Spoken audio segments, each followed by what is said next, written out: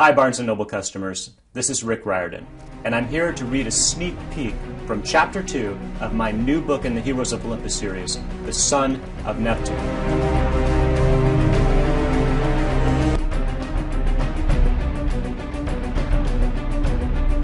Percy thrust out his hands. An intense tugging sensation filled his gut, and the Tiber River obeyed his will. The river surged. Whirlpools formed on either side of Frank. Giant watery hands erupted from the stream, copying Percy's movements. The giant hands grabbed the Gorgons, who dropped Frank in surprise. Then the hands lifted the squawking monsters in a liquid vice grip.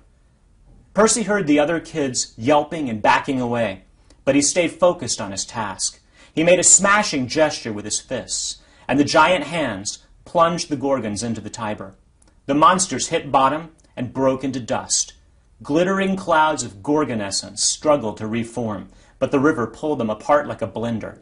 The whirlpools vanished, and the current returned to normal. Percy stood on the riverbank. His clothes and his skin steamed, as if the Tiber's waters had given him an acid bath. He felt exposed, raw, vulnerable.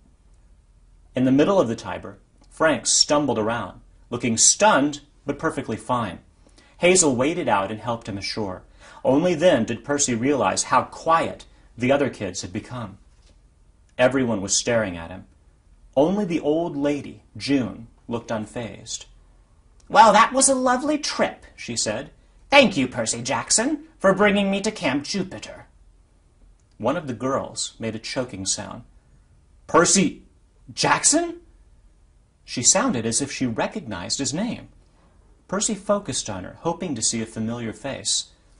She was obviously a leader. She wore a regal purple cloak over her armor.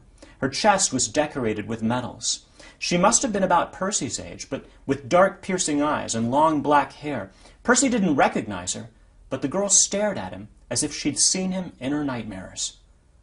June laughed with delight. "Oh, yes, you'll have such fun together." Then, just because the day hadn't been weird enough already, the old lady began to glow and change form. She grew until she was a shining 7-foot-tall goddess in a blue dress with a cloak that looked like goat skin over her shoulders. Her face was stern and stately. In her hand was a staff topped with a lotus flower. If it was possible for the campers to look more stunned, they did. The girl in the purple cloak knelt. The others followed her lead. One kid got down so hastily he almost impaled himself on his sword. Hazel was the first to speak. "Juno." She and Frank also fell to their knees, leaving Percy the only one standing. He knew he should probably kneel too, but after carrying the old lady so far, he didn't feel like showing her that much respect. "Juno, huh?" he said.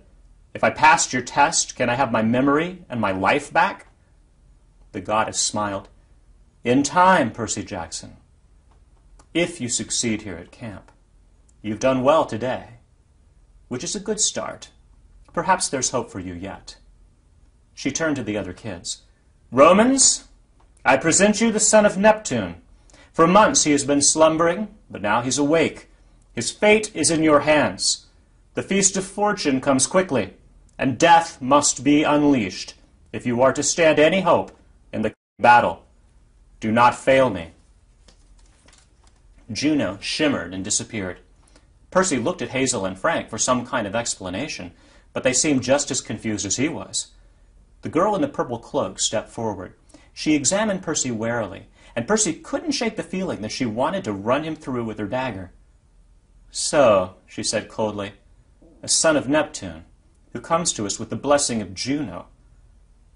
"Look," he said, "my memory's a little fuzzy. It's gone, actually. Do I know you?" The girl hesitated.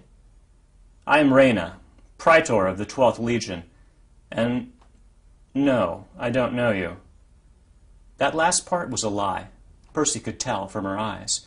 But he also understood that if he argued with her about it here, in front of her soldiers, she wouldn't appreciate it. "Hazel," said Renan, "bring him inside. I want to question him at the Principia. Then we'll send him to Octavian. We must consult the auguries before we decide what to do with him." What do you mean? Percy asked. Decide what to do with me. Rhaina's hand tightened on her dagger. Obviously, she was not used to having her orders questioned.